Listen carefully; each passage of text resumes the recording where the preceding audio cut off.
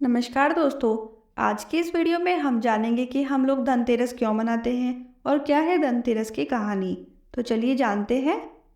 समुद्र मंथन के दौरान भगवान धन्वंतरी जब अपने हाथों में अमृत कलश लेकर निकले थे, उस दिन कार्तिक मास के कृष्ण पक्ष की त्रयोदशी तिथि थी। इसीलिए इस दिन को धनतेरस का पर्व मनाया जाता है।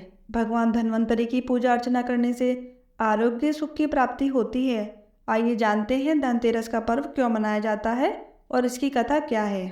कार्तिक मास के कृष्ण पक्ष की त्रयोदशी तिथि को धनतेरस का पर्व मनाया जाता है।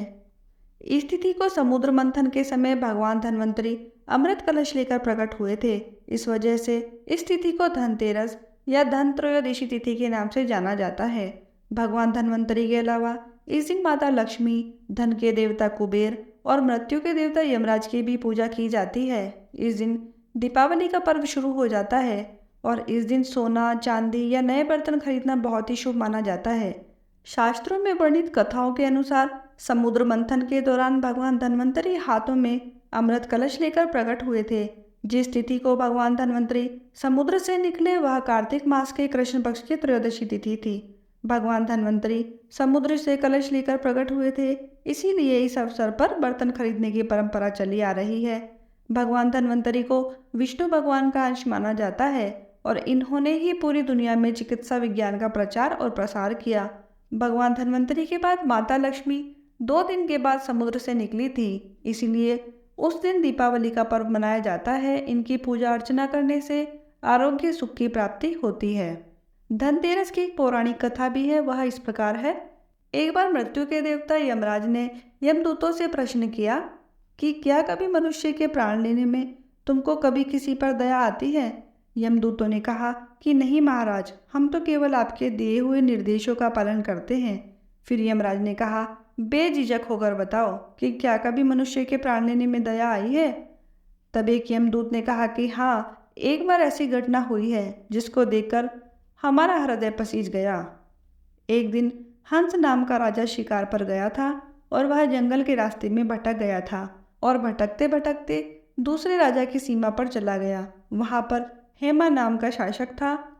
उसने पड़ोस के राजा का आदर सत्कार किया। उसी दिन राजा की पत्नी ने एक पुत्र को जन्म भी दिया। ज्योतिषों ने ग्रह नक्षत्र के आधार पर बताया कि इस बालक की विवाह के 4 दिन बाद मृत्यु हो जाएगी। तब राजा ने आदेश दिया कि इस बालक को यमुना तट पर एक गुफा में ब्रह्मचारी के रूप में रखा जाए और स्त्रियों की परछाई भी वहां तक नहीं पहुंचनी चाहिए। लेकिन विधि के विधान को कुछ और ही मंजूर था। संयोगवश राजा हंस की पुत्री यमुना तट पर चली गई और वहां राजा के पुत्र को देखा। दोनों ने गंधर्व विवाह कर लिया। विवाह के 4 दिन बाद ही राजा के पुत्र की मृत्यु हो गई। तब यमदूतों ने कहा कि उस नवविवाहिता का करुण विलाप सुनकर हृदय पसीज गया था।